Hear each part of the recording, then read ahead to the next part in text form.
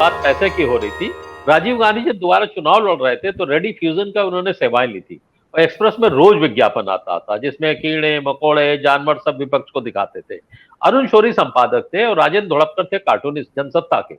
उनसे रोज वो उसके खिलाफ कार्टून बनाते थे। वो कार्टून ज्यादा लोकप्रिय था और विज्ञापन का कोई असर नहीं पड़ा, पार्टी ध्वस्त हो गई। जी जी अमरीश जी, एक तो मैं जो कुछ बातें आई उसके ऊपर टिप्पणी करना चाहता हूँ। आपने अभी जो है वीपी सिंह का दादरी का आंदोलन जो है वो एनजीओ वाला या कुछ लोगों का बताया। मैंने मैं नहीं कहा आपको एनजीओ वाला भाई, मैंने एनजीओ नहीं कहा, मैं तो टिप्पणी कर रहा हूँ, उस रेफरेंस में कर रहा हूँ, इसलिए मैं बात कर रहा हूँ आपसे, क्योंकि मैं उस समय समाजवादी पार्टी का राष्ट्रीय सचिव था। मैं उस समय विधायक दल का नेता था, मतलब समाजवादी पार्टी में था। लेकिन उस आंदोलन ने इतना बड़ा असर डाला कि उसके चलते अनिल मुलायम अंबानी सिंह का चले गए थे। वो एशिया का सबसे बड़ा जो प्रोजेक्ट था वो रद्द हुआ और किसानों को जमीन वापस हुई, है ना। तो इसलिए आप जो है मतलब नहीं, वो एनजीओ का सरकार भी चली गई थी, मुलायम सिंह की सरकार भी चली गई उसके बाद चुनाव खैर में। तो जी जी एक बात वो मैं टिप्पणी करना चाह रहा था।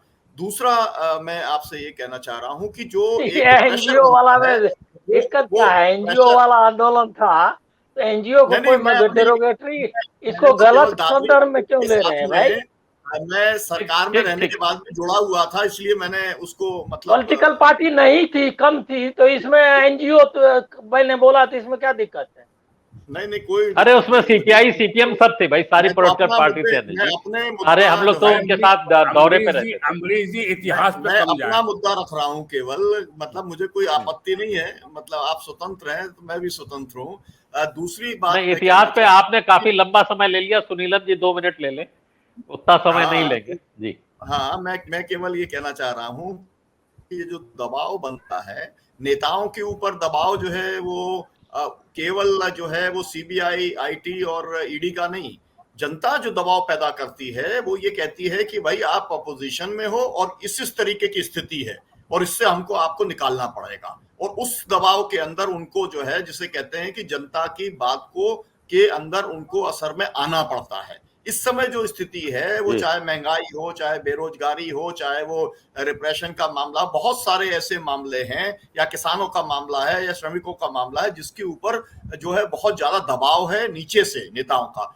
और इसलिए यूनिटी बनाने के अंदर जो है ये मुद्दे काम करेंगे और यही मुद्दे सीएमपी का हिस्सा बनेंगे। अब खैर मैं अपनी बात पे आता हूं, जो मूल सवाल था भ्रष्टाचार वाला, क्योंकि मैं मध्य प्रदेश से आता हूं तो मैं प्रामाणिक बात आपसे बताना चाहता हूं।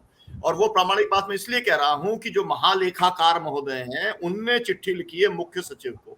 और वो क्या चिट्ठी लिखी है? पिछले 2 साल के अंदर 10 विभाग में 360 करोड़ रुपए के घोटाले हुए हैं और उनका जवाब जो है वो उन्होंने मांगा है। किसने मांगा है? महालेखाकार ने मांगा है। किससे मांगा है? मध्य प्रदेश के मुख्य सचिव से मांगा है। और विभाग बार उन्होंने बताने का काम किया है कि राजस्व विभाग में 138 करोड़ का, जल संसाधन विभाग में 122 करोड़ का, आदि विकास विभाग के अंदर 38 करोड़ का, हॉर्टिकल्चर विभाग में 7.5 करोड़ का, पंचायत ग्रामीण विभाग में 9.5 करोड़ का, पीएम आवास योजना के अंदर 19.5 करोड़ का। इस तरीके का, मेरा मतलब यह है कि ये शासकीय बात कर रहा हूं, ये जो पत्राचार चल रहा है भारत सरकार के बीच में और मध्य प्रदेश के मुख्य सचिव के बीच में, उसका कंटेंट बता रहा हूं। उसमें 360 करोड़ रुपए का जो 2 साल के अंदर कई रिमाइंडर आ चुके, लेकिन वो जवाब नहीं दे पाए। मेरा कहने का मतलब है कि भाजपा की जो सरकारें हैं वो आखंड भ्रष्टाचार के अंदर डूबी हुई हैं। और ये मैंने आपको एक प्रमाणित बात, जो कि पत्रों के माध्यम से चल रही है, आरटीआई के माध्यम से ये सब बात निकल बाहर में आई है और ये बात सब अखबारों में छप चुकी है। मैं इसलिए आपसे ये कह रहा हूं कि भ्रष्टाचार वाले मुद्दे को बहुत ज्यादा आगे तक बढ़ाने का काम ये नहीं कर सकेंगे नरेंद्र मोदी जी। फाइनल राउंड में जो बात हो रही थी कि उन्हें वही हिंदू मुसलमान और भारत पाकिस्तान के अपने उसी एजेंडा के ऊपर, जो से कह रहे थे जो टेस्टेड एजेंडा है, उसी के ऊपर जो है वो लौट करके वो आएंगे और उसी की तैयारी जो है अपोजिशन को करनी पड़ेगी। और मुझे ऐसा लगता है कि जो लोग इस समय इसके नफरतों के खिलाफ में काम कर रहे हैं वो इसके अंदर एक बड़ी भूमिका को निभाने का काम करेंगे, जनता के बीच में वो नैरेटिव ना बन पाए इसके प्रयास के तौर पर। जी अमरीश।